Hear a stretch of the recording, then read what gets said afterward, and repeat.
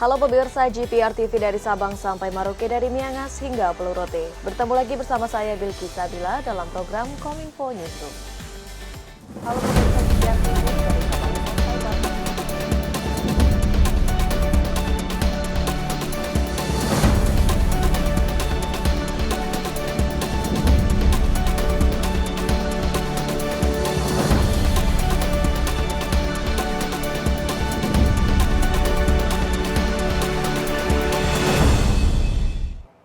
Pemirsa, informasi malam ini kita awali dari Bank Indonesia yang kembali menaikkan suku bunga sebesar 50 basis poin menjadi 4,25%.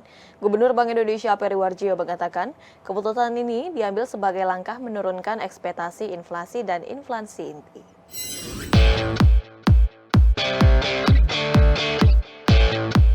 Rapat Dewan Gubernur Bank Indonesia pada 21 hingga 22 September 2022 memutuskan untuk menaikkan suku bunga acuan atau BI 7-Day Reverse Repo Rate sebesar 50 basis poin menjadi 4,25%.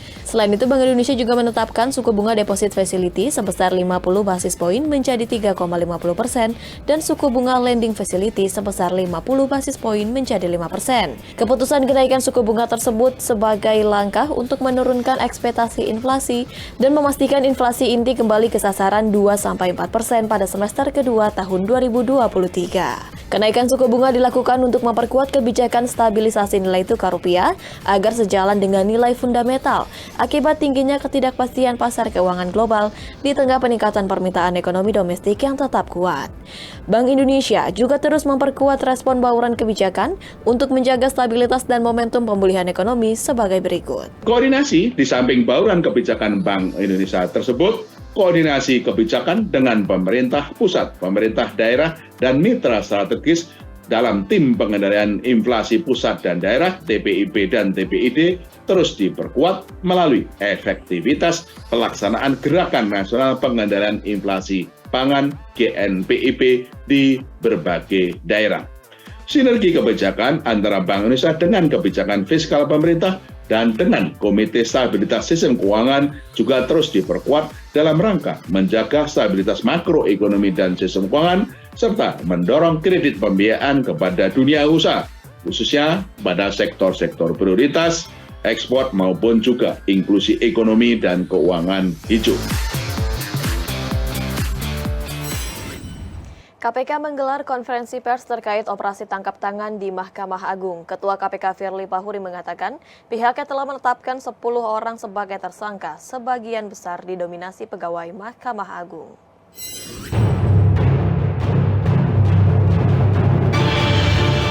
Komisi Pemberantasan Korupsi menetapkan 10 orang sebagai tersangka dalam kasus dugaan suap dan pungutan liar pengurusan perkara di Mahkamah Agung. Ketua KPK Firly Bahuri telah menetapkan 10 orang tersangka dalam konferensi pers di Gedung Merah Putih KPK pada Jumat dini hari tadi. KPK telah menahan 6 orang tersangka selama 20 hari ke depan untuk kepentingan penyelidikan. Sementara KPK meminta kepada tersangka lain untuk kooperatif menyerahkan diri ke KPK. Dalam konferensi persnya, Ketua KPK Firly Bahuri merinci 10 orang tersangka itu adalah Hakim Agung inisial SD, Hakim Justisial atau Panitera Pengganti ETP, 4 PNS Kepanitraan MA yakni DY, MH, dan 2 PNS Mahkamah Agung inisial RD dan AB. Lalu 2 pengecara berinisial YP dan ES, serta 2 debitur koperasi simpanan pinjam ID inisial HT dan IDKS. Tangkap tangan para tersangka dilakukan di 2 wilayah berbeda yakni Jakarta dan Semarang. Dalam OTT ini, selain mengamankan para tersangka, KPK juga mengamankan sejumlah barang bukti berupa uang tunai dolar Singapura dan rupiah. Jumlah uang yang kemudian diserahkan secara tunai oleh YP dan ES pada DY sejumlah sekitar 202.000 Singapura dolar atau setara dengan 2,2 miliar. Yang kemudian oleh DY dibagi lagi dengan pembagian DY menerima sekitar 250 juta rupiah. MH menerima sekitar 850 juta rupiah. ETP menerima 100 juta rupiah. Dan saudara SD menerima sekitar 800 juta rupiah yang penerimaannya melalui saudara ETP. Ketika tim KPK melakukan tangkap tangan Dari saudara DY ditemukan diamankan uang sejumlah 205.000 Singapura dolar dan adanya penyerahan uang dari saudara AB sejumlah 50 juta rupiah. Itu udah kita sita semua.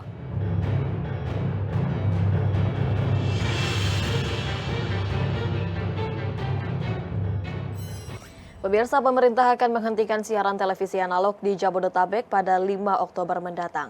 Staf khusus Menteri Komunikasi dan Informatika sekaligus Ketua Tim Komunikasi Publik Migrasi TV Digital, Rosa Rita Niken, mengatakan wilayah Jabodetabek telah memenuhi kriteria analog switch off untuk migrasi ke siaran televisi digital.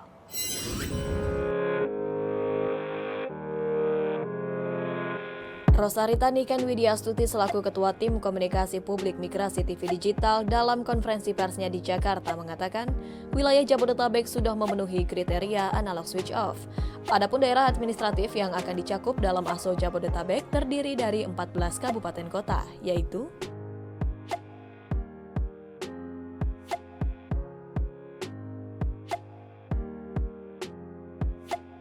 ASO. Maka penghentian siaran televisi analog oleh seluruh lembaga penyiaran di Jabodetabek akan dilakukan secara serempak pada tanggal 5 Oktober 2022 pukul 24 waktu Indonesia Barat. Dengan penetapan tersebut, penggunaan televisi yang tinggal di wilayah Jabodetabek hanya bisa menonton siaran TV digital saja. Terkait pelaksanaan distribusi set-top box untuk rumah tangga miskin yang ada di wilayah Jabodetabek, Niken mencatat sudah sebanyak sejumlah 479.307 unit yang telah terlaksana sekitar 63,4%. Di kesempatan yang sama, Niken juga mengajak seluruh masyarakat dan lembaga penyiaran untuk siap menyambut siaran TV digital.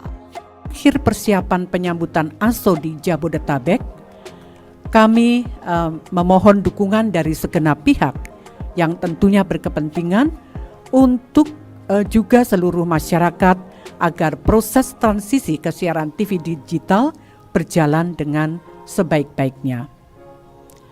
Yang pertama tentunya kepada seluruh lembaga penyiaran diminta untuk bisa meningkatkan intensitas sosialisasi kepada masyarakat mengenai manfaat dan langkah-langkah yang harus dilakukan untuk beralih ke siaran televisi digital.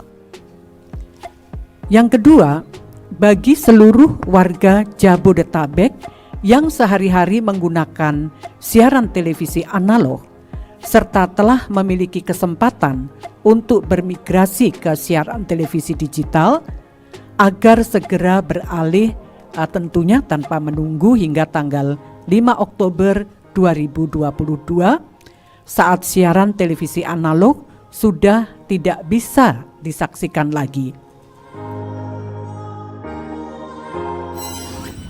Dalam penyusunan laporan keuangan negara, akuntabilitas pengelolaan keuangan yang semakin baik dapat meningkatkan opini wajar tanpa pengecualian tahun 2021.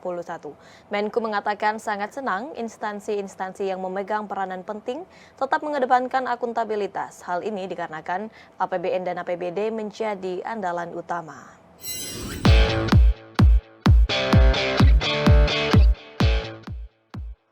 Menteri Keuangan Republik Indonesia Sri Mulyani Indrawati mengapresiasi akuntabilitas penggunaan keuangan negara baik dalam anggaran pendapatan dan belanja negara maupun anggaran pendapatan dan belanja daerah yang dilaksanakan oleh kementerian, lembaga, dan pemerintah daerah. Hal ini lantaran semakin meningkatnya opini wajar tanpa pengecualian dalam laporan keuangan tahun 2021 yang diperoleh dari hasil audit Badan Pemeriksa Keuangan. Banyak kementerian, lembaga, dan pemerintah daerah yang mendapatkan opini WTP. Kalau untuk daerah adalah 92,25%, naik dari tahun sebelumnya yang 89,7%, atau 500 pemerintah daerah mendapatkan WTP. Dan untuk yang pusat 83 dari 87 LKKL mendapatkan WTP. Ini bukan suatu pencapaian yang biasa. Alhamdulillah hari ini saja kita bisa bertemu di dalam ruangan ini Lebih lanjut, Menku Sri mengungkapkan APBN serta APBD dapat menjadi instrumen keuangan negara di pusat dan daerah untuk dapat pulih dari pandemi COVID-19. Dalam hal ini, Menku menambahkan untuk menjamin penggunaan anggaran yang akuntabel dalam penanganan pandemi dan pemulihan ekonomi tersebut, pihaknya juga berkonsultasi dan berkoordinasi dengan Badan Pengawasan Keuangan dan Pembangunan hingga BPK.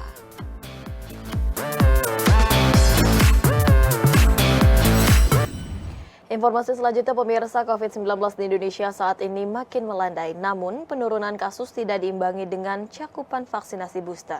Juru bicara pemerintah untuk penanganan COVID-19 nasional, Profesor Wiku Adhisa Smito menilai kunci transisi ke endemi adalah vaksin dosis ketiga dan kesadaran prokes masyarakat untuk melindungi diri dan orang lain dari COVID-19.